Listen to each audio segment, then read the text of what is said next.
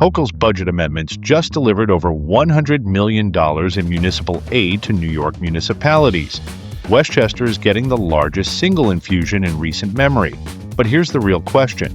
Is it enough to actually help, or is it just a temporary Band-Aid? This is the Westchester Brief. I'm Jim. Let's get into it. Governor Hochul released her 30-day amendments to the $262.7 billion fiscal year 2027 executive budget on February 19th, and the headline number is significant. She tripled the temporary municipal assistance funding to $150 million statewide.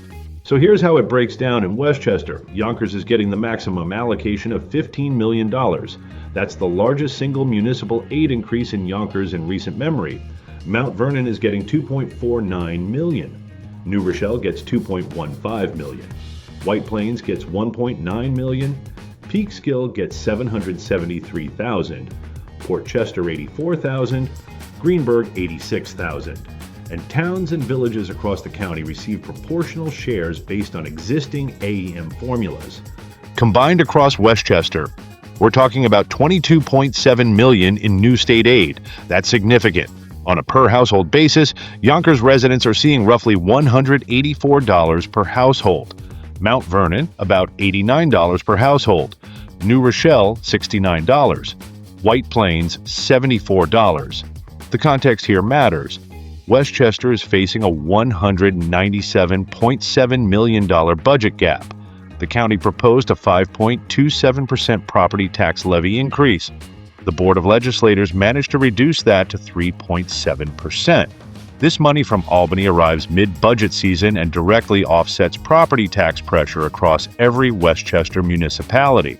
But here's where the skepticism comes in. The county could face losses of up to $700 million in state and federal aid. These amendments arrived because of bigger federal funding shortfalls flowing downstream from Washington. So the real question is whether this $150 million represents meaningful relief, or whether we're just treating the symptom while the disease festers. Budget negotiations continue through the April 1st deadline. The state Senate and Assembly will put forward their own counter-proposals, and municipal leaders from Yonkers to Peekskill to Port Chester will be watching closely to see if this holds up in the final budget. What's happening this week? 2 Westchester teenagers have been named finalists for the Regeneron Science Talent Search.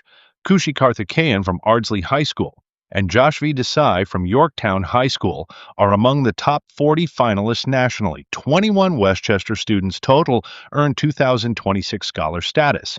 Each finalist is guaranteed $25,000. The winner receives up to $250,000, and Regeneron is headquartered in Tarrytown.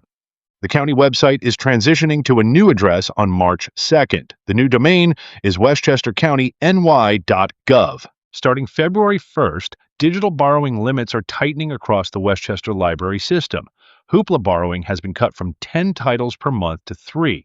Canopy has gone from 30 tickets per month to 5. Harrison Public Library cited current and anticipated cuts to Westchester library system funding. This comes after the October 2025 closure of Baker and Taylor, one of 2 national library book distributors with roughly 50% market share.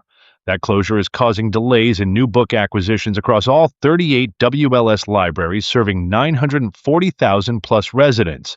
The I-95 pavement and bridge rehabilitation project covers a nearly 5-mile stretch from milepost 4.0 to 8.8.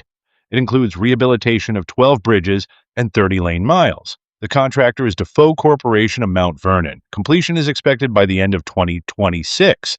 Work will happen primarily overnight. I'm Jim, and I live here. I'll see you tomorrow.